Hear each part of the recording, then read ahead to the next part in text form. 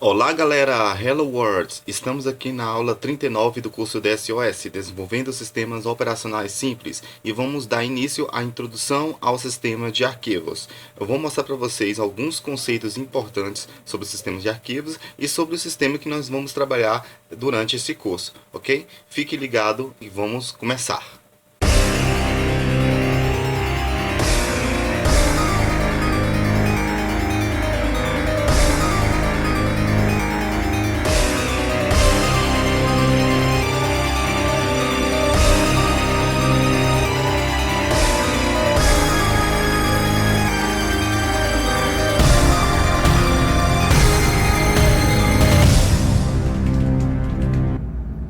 Ok, primeiramente, antes de começarmos a desenvolver o nosso sistema de arquivos, nós precisamos entender como funciona o sistema de arquivos e o que é um sistema de arquivos.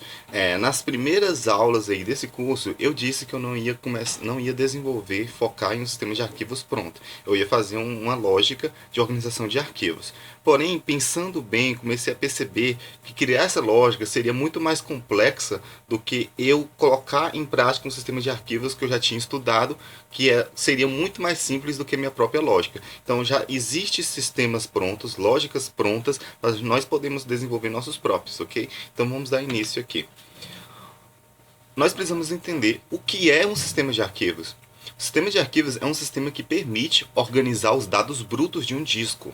O sistema de arquivos gerencia blocos que podem armazenar, como metadados, endereços, dados brutos e etc.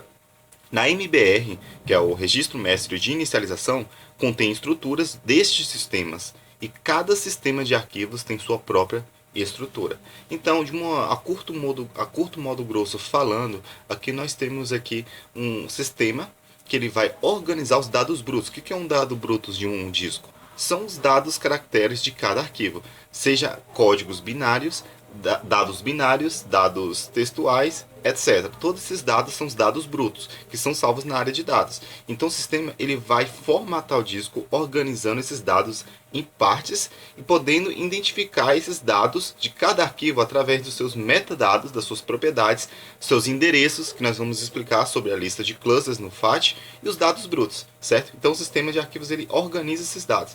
E na MBR, onde tem o bootloader, que fica no primeiro setor, vai ter uma estrutura inicial. Lá no início do código vai ter uma estrutura com a quantidade X de bytes, essa estrutura, certo? E cada sistema de arquivos, NTFS, FAT16, FAT, cada sistema de arquivos vai ter sua própria estrutura, certo? A gente vai ver mais a fundo sobre essa estrutura. Vamos lá, quais são os tipos de sistemas de arquivos, né? Nós temos o unstar, est, ISO 9660, FAT, que é o FAT12, 16, 32, NTFS, entre outros. Certo? Então eu vou dar uma descrição rápida de cada um deles. Um star ele foi originalmente projetado para fitas, né?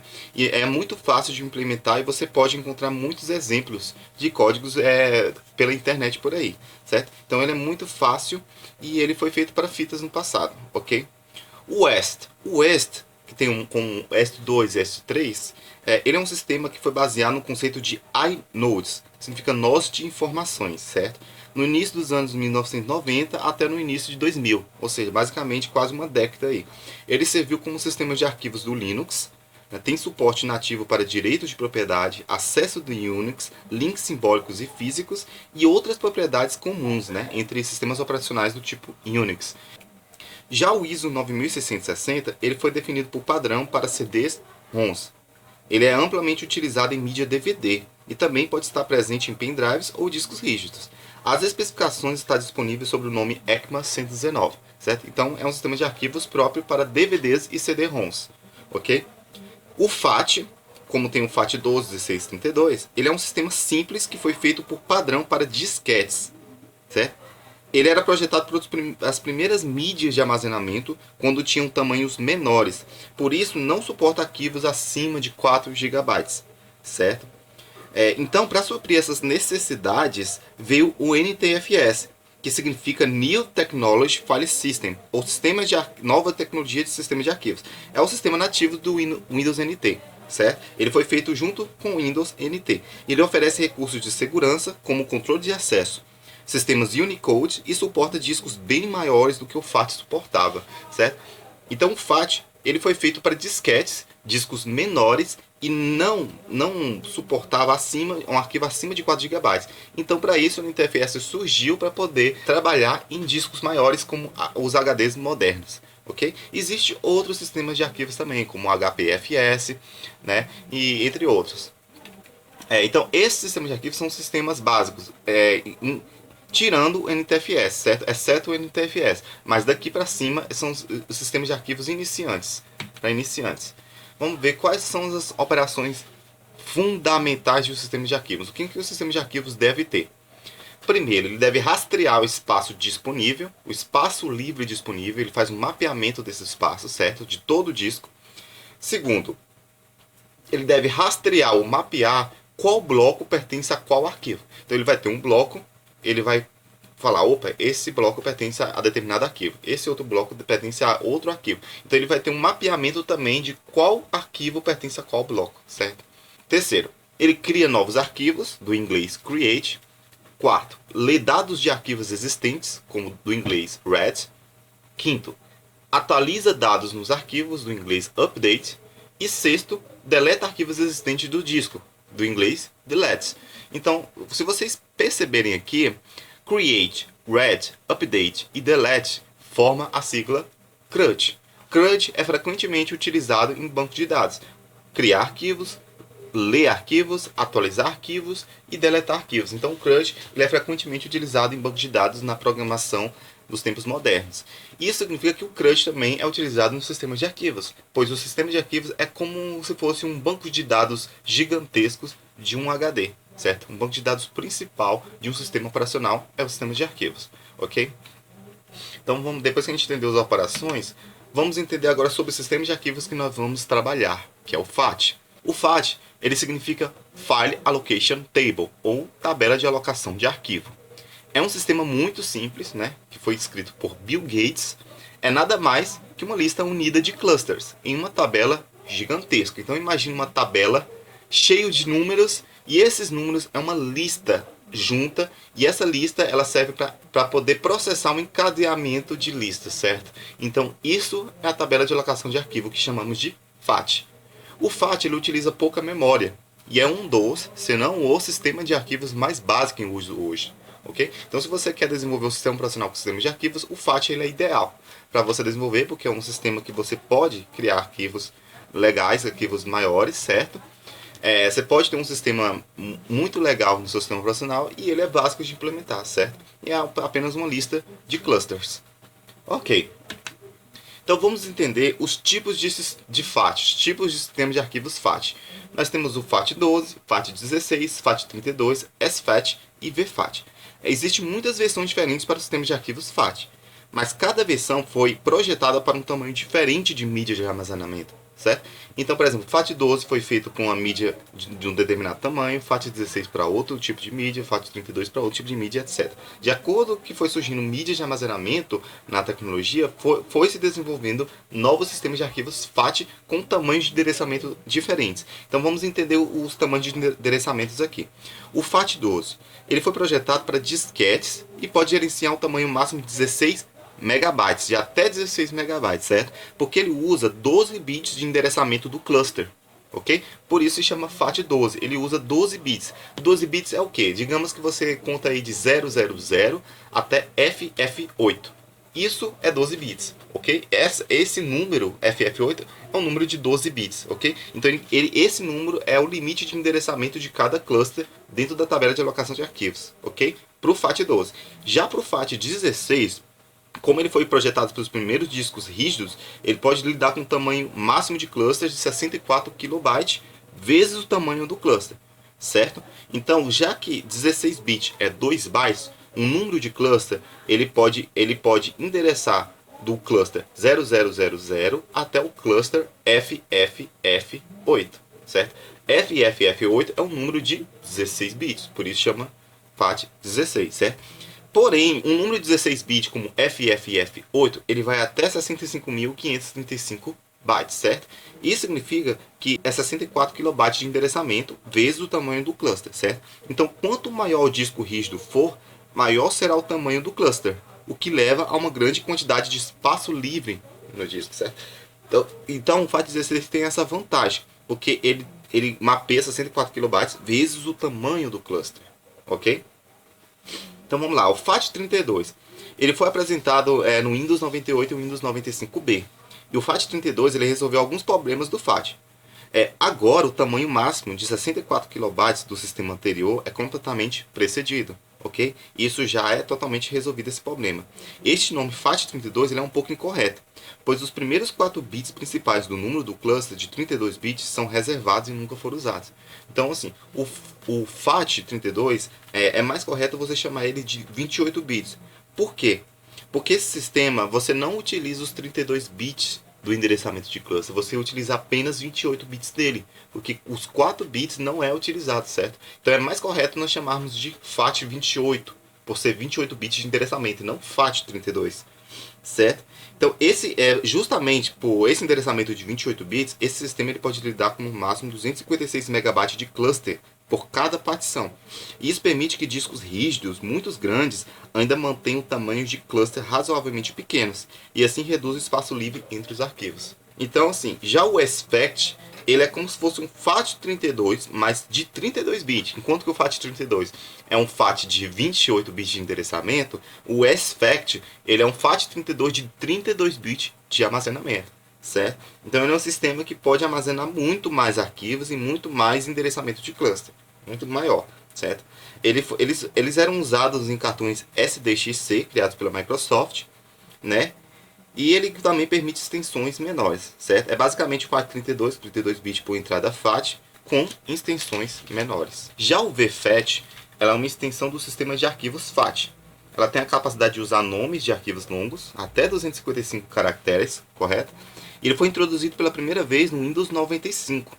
Os nomes de arquivos longos são marcados como atributo rótulo de volume, e os nomes de arquivos são armazenados em blocos de 11 bytes em entradas de diretórios sequenciais. Okay? Entrada de diretórios sequenciais, grava esse nome, certo? A gente vai ver sobre a área de diretórios também, para vocês entenderem como funciona a entrada de diretórios sequenciais. Então os nomes de arquivos são gravados nessas entradas, certo? E tem os arquivos longos, de nomes longos, e arquivos de nomes curtos, certo? Os arquivos de nomes longos, o VFAT permite trabalhar com esse tipo de arquivo de até 255 caracteres de nomes. Então vamos ver, agora nós entendemos qual a funcionalidade de cada FAT, certo? Então agora vamos entender os detalhes de implementação do FAT, do sistema de arquivos FAT. O FAT, o sistema de arquivos FAT, ele é dividido em 4 partes. O FAT16, que a gente vai trabalhar com o FAT16, ok? Ele é dividido em 4 partes. Primeiro, registro de inicialização, conhecido como MBR e VBR, certo? Tabela de alocação de arquivos, que é o FAT, área de diretórios e área de dados, ok? O registro de inicialização, ele tem a MBR, que é o registro de mestre de inicialização, Master Boot Record, e ele tem a VBR, que é o registro de inicialização do volume, a Volume Boot Record. Ambos têm a mesma função, porém em locais diferentes do disco, ok? Então vamos ver sobre cada uma dessas partes que a gente vai trabalhar dentro do sistema de arquivos FAT. Primeiro, o Boot Record, que é o registro de inicialização, vamos falar da MBR. A MBR ela é dividida em 4 partes. BPB mais EBPB, que ele contém 62 bytes de tamanho. O Boot Code, que contém 384 bytes de tamanho. A tabela de partição, que é a Partition Table, que tem 64 bytes de tamanho. E a assinatura de boot, que tem 2 bytes de tamanho. Todas essas partes somadas aqui, a sua quantidade de bytes, limites, ele dá um total de 512 bytes. Então o total da MBR deve ser obrigatoriamente 512 bytes, ok? O BPB significa Block Parameter BIOS, certo? Bloco de parâmetro da BIOS. E o EBPB é o bloco de parâmetro da BIOS estendido, certo? O BPB ele é o mesmo para vários sistemas de arquivos. Já no EBPB, ele se altera a cada tipo de sistema de arquivos FAT, certo? É uma estrutura estendida que vai descrever o sistema de arquivos através de variáveis, que fica no início da MBR, certo? Tem 62 bytes de tamanho. Já o código de inicialização, que também é chamado de MBR Bootstrap, ele permite inicializar o sistema operacional, ok? No nosso caso, nós vamos inicializar o bootloader do primeiro setor da partição, que vai ser nossa VBR, certo? É basicamente o segundo bootloader, ok? Então o bootcode ele vai inicializar a VBR da primeira partição e a VBR já por si só ele já vai inicializar o sistema operacional, ok? Esse código de inicialização para carregar os dados da primeira partição, o código da primeira partição, ele tem 384 bytes. No total aqui seria 448 bytes, certo? Porém nós diminuímos 64 bytes desse código de inicialização. Por quê? Porque 64 bytes vai ser reservado para a tabela de partição, ok? Existem sistemas operacionais aí simples, feito por outras pessoas que não tem uma tabela de partição, mas a gente vai trabalhar com a tabela de partição, certo? 64 bytes por quê? Porque uma partição do tipo MBR, das mais antigas utilizadas nos sistemas operacionais de antigamente, ele poderia apenas armazenar 4 partições primárias, certo? Um sistema operacional podia ter apenas 4 partições primárias.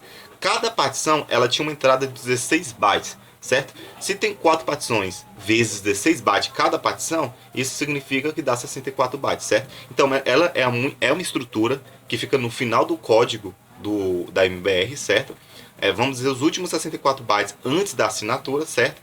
E aí você pode definir o tamanho de cada partição das 16 bytes de entrada, certo? E pode definir uma partição ou todas as partições.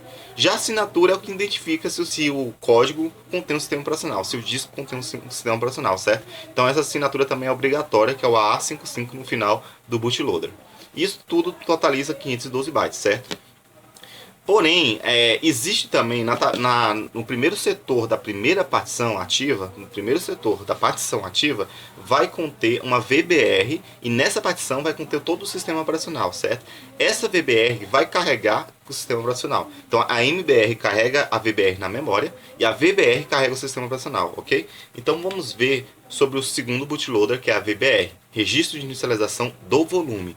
O que é volume? Volume é uma partição, certo? Volume é o disco em si, é a partição do disco, certo? Vamos dizer o seguinte, o boot record da VBR ela é quase a mesma coisa da MBR. A diferença é que se a MBR tem uma tabela de partição, a VBR não precisa ter. Justamente porque a VBR já está dentro da partição. Então ela não precisa ter uma divisão de partição, porque ela já está dentro da partição, ok? Justamente por isso que ela se chama registro de inicialização do volume da partição, ok? Então as únicas coisas que ela vai ter é a estrutura BPB e EBPB, os mesmos da MBR, a mesma estrutura do sistema de arquivos, 62 bytes, ok? O registro de inicialização, já a MBR, ele tinha a MBR Bootstrap, que carregava o código da partição ativa na memória, certo? Já aqui na VBR, o código de inicialização ele vai ser cálculos de diretórios, certo?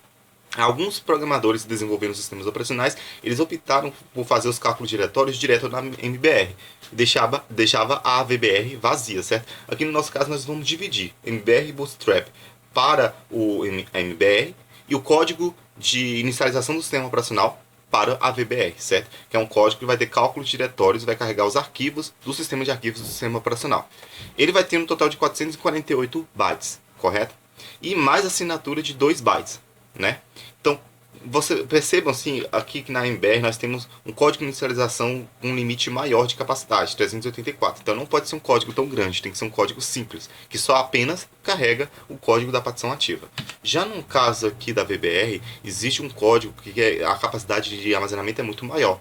Então vocês podem, né, fazer cálculos mais complexos de diretórios dos sistemas de arquivos, correto? Por isso que eu decidi colocar tudo na VBR. O total também é 512 bytes, beleza? A gente já viu agora sobre a primeira parte do sistema de arquivos, que é o boot records. Vamos ver agora sobre o FAT, que é a tabela de alocação de arquivos, né? Existem algumas características do FAT. Primeiro, ele divide os setores em clusters. Clusters em português é blocos, como a gente viu nas primeiras aulas de carregar o kernel do disco para a memória, a gente explicou sobre como funciona o disco rígido, a parte física dele, né? Sobre cabeçotes, trilhas, setores e sobre clusters. Os clusters, como a gente explicou, recapitulando aqui, ele é um conjunto de setores. Um cluster pode ter um setor, um cluster pode ter 2 setores, um cluster pode ter 4, 8, 16 e assim por diante. Você que define a quantidade de setores por cada cluster. Então ele é um conjunto de setores, certo? Então, o FAT, ele simplesmente divide os setores em clusters. Apenas isso, ok? O FAT, ele também tem uma lista encadeada de clusters, né? Então, o FAT, ele é uma sequência de números, ele é basicamente uma estrutura gigantesca, uma tabela que tem números de clusters encadeados, certo? Essa é uma lista encadeada de clusters. Através de um cluster, ele consegue ler o próximo cluster, o próximo ler o próximo e assim por diante. É uma lista encadeada de clusters, de números de clusters, beleza? Identifica também a localização dos arquivos na área de dados, beleza? A lista de clusters encadeadas tem endereçamento de N bits, certo? Como a gente explicou nos tipos de sistemas de arquivos, o FAT12, eu coloquei N aqui porque ele poderia ser 12, né, 16 ou 32. Então, por exemplo, a lista de clusters ele pode ter endereçamento de 12 bits se for FAT12. Se for FAT16, ele tem um endereçamento de 16 bits, 2 bytes cada número de cluster. Se for FAT32, obviamente será 28 bits, né? E se for SFAT, vai ser 32 bits por cada número de cluster, certo? Então essa é a descrição dos tipos de sistemas de arquivos. Qual é a localização dessa tabela do FAT? Ele fica após o boot record, né? Mais setores reservados. Então nós temos um conjunto de setores reservados, correto? E após o boot record, que vai ter a MBR, a VBR, nós vamos ter os setores reservados. Após os setores reservados, nós vamos ter nossa tabela de alocação de arquivo, beleza? Há uma cópia dessa tabela, né? Porque o FAT ele precisa de uma segunda tabela igual a ela para motivos de danificação. Caso o primeiro FAT, a primeira tabela seja comprometida, o sistema vai poder ler a cópia dessa tabela, que funciona como se fosse um backup, certo? Dessa tabela. Então ele tem a cópia FAT vezes 2, certo? Então a cópia está após a primeira tabela do FAT. O FAT ele limita-se a uma quantidade de setores no BPB, certo? Então você pode colocar uma quantidade X de setores lá na estrutura BPB, quantidade de setores que ocupa essa tabela, certo? Então, no nosso caso, a gente vai colocar um valor X lá, um valor que permite a gente trabalhar com FAT 16, certo? Não um valor tão grande. O cluster inicial é localizado pela área de diretórios. Então, digamos se você tem um arquivo, certo?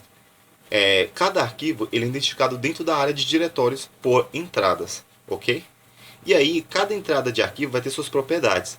Nessas propriedades vai ter um número de cluster inicial, ok? Então, o cluster inicial é localizado na área de diretórios. Cada arquivo vai ter um cluster, identificando aonde está localizado aquele arquivo, e esse cluster vai ser identificado na área de diretórios, beleza? Então, a gente vai ver aqui sobre a área de diretórios, que também é chamado de metadados, os metadados dos arquivos. A terceira parte do sistema de arquivos, a área de diretórios, é o seguinte: cada arquivo contém uma entrada de diretório. Cada propriedade de arquivo, né, nós chamamos de entrada, certo? Ela tem uma quantidade X de bytes que a gente vai ver aqui. Existem dois tipos de entradas, dois tipos de formatos de entradas. O padrão 8.3, Standard 8.3, certo? E o padrão LFN, que significa Long File Names, certo? O padrão 8.3 ele caracteriza arquivos que tem 8 caracteres de nomes, né, nomes de 8 caracteres, ponto, extensões de 3 caracteres. Então você tem um arquivo, o nome dele ele vai ter 8 caracteres e a extensão dele vai ter mais 3 caracteres. Esse é o máximo, 11 bytes, 11 caracteres que fica na primeira entrada, lá na entrada de diretório, certo? Esse é o padrão 8.3. Já o LFN significa arquivos de nomes longos, certo? Então esse é um segundo padrão, ele tem a mesma quantidade de bytes do segundo padrão, porém ele tem dados diferentes, tem variáveis diferentes nessas entradas, certo? Ambos os formatos de entrada têm 32 bytes de tamanho. Então cada arquivo vai ter sua entrada. Cada entrada vai ter 32 bytes de tamanho descrevendo aquele arquivo.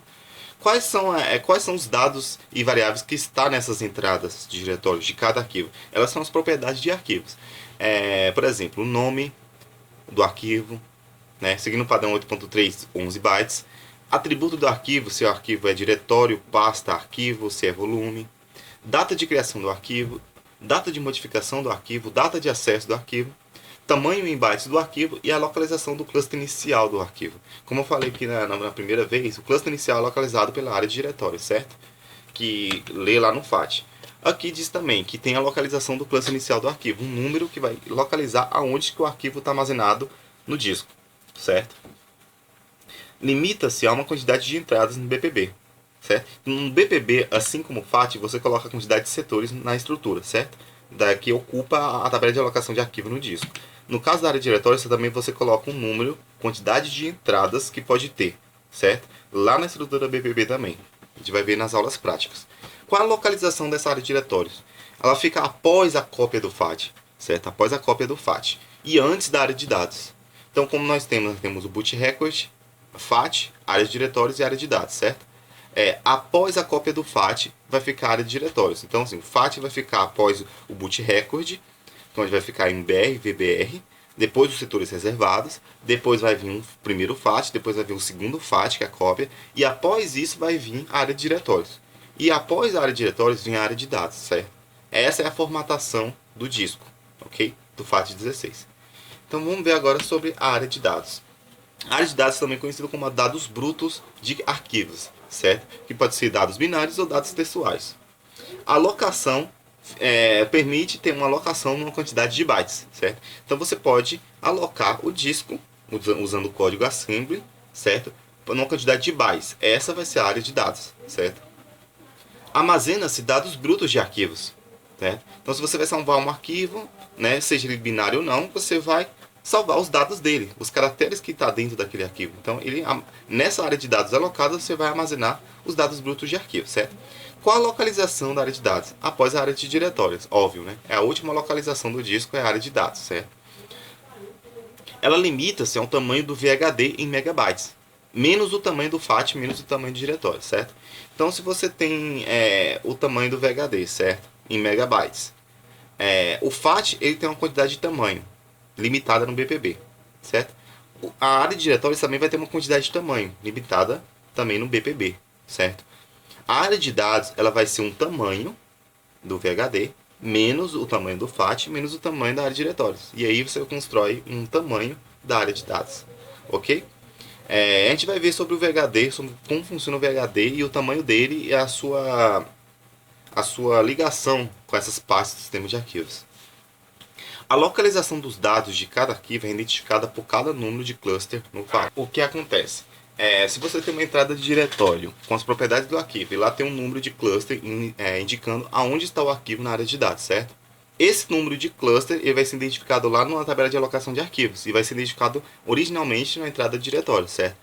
Então a localização dos dados brutos de cada arquivo na área de dados vai estar lá na área de diretórios descrito como número de cluster. É esse número de cluster que vai ser usado para ler a lista encadeada de clusters lá na tabela de alocação de arquivos, que é o FAT, beleza? Então beleza, agora a gente vai ver aqui sobre o VHD, conhecido como disco rígido virtual. É um tipo de arquivo como um HD virtual, certo? Tem um HD físico e tem um HD virtual, que fica no seu sistema operacional. Ele pode ser clonado para um HD real ou pendrive, né? E pode ser transferido para um HD real ou pendrive. Pode ser transferido para discos físicos externos, certo? Ou simplesmente para uma unidade dentro do HD real. Então, digamos que você tem o seu sistema operacional Windows ou Linux, e você cria uma unidade lá chamada B. Uma unidade, como tem a unidade C, a unidade D, você pode criar uma unidade chamada B ou W. Você pode usar essa unidade para clonar, transferir o HD virtual. Esse arquivo do tipo VHD, você clona ele para essa unidade, certo? E aí você pode usar os arquivos do seu sistema operacional nessa unidade, beleza? Assim como o Windows está transferido para a unidade C, você pode ter uma outra unidade no seu sistema operacional para o seu sistema operacional, beleza? Com seus arquivos. Este arquivo ele é formatado com sistemas de arquivos descrito anteriormente, né? Os FAT ou também outro tipo de sistema de arquivos. E é dividido pelo boot record, o FAT, diretórios e dados.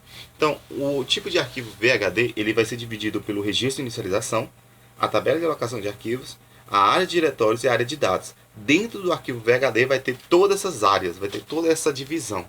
E aí é isso que permite ser uma formatação para um sistema de arquivos FAT16, beleza? É um arquivo formatado em FAT16. Esse arquivo ele é executado pelo controlador SATA da máquina virtual ou da máquina real, após transferido para um disco, né? Então, sua máquina real ela tem um controlador SATA, ela tem um chip que vai interpretar o disco físico HD. O que acontece? Quando você clona o seu HD virtual, que é o VHD, para o HD real e inicializa pela máquina real o seu sistema operacional, né? O controlador SATA vai interpretar o HD com o seu sistema operacional, ok? após transferido para o disco, claro. Porém, se você quer executar esse arquivo diretamente, esse tipo VHD, em uma máquina virtual, né? Você precisa configurar sua máquina virtual para executar pelo controlador SATA. Como existe o controlador de disquete, controlador de CD, existe o controlador SATA, certo? Que a máquina virtual vai inicializar o arquivo do tipo HD virtual, o VHD. Então, por hoje é só essa aula, certo, gente? A gente vai ir para a próxima aula, que a gente vai introduzir o sistema de arquivos parte 2, e a gente vai dar uma olhada sobre um funcionamento prático do sistema de arquivos e algumas coisas no site wikosdf.org, que é muito importante vocês entenderem desse site, beleza? Então, se vocês gostaram do vídeo, deixem um like, né? Se inscrevam no canal para continuar atualizado de novas aulas, e até mais, falou!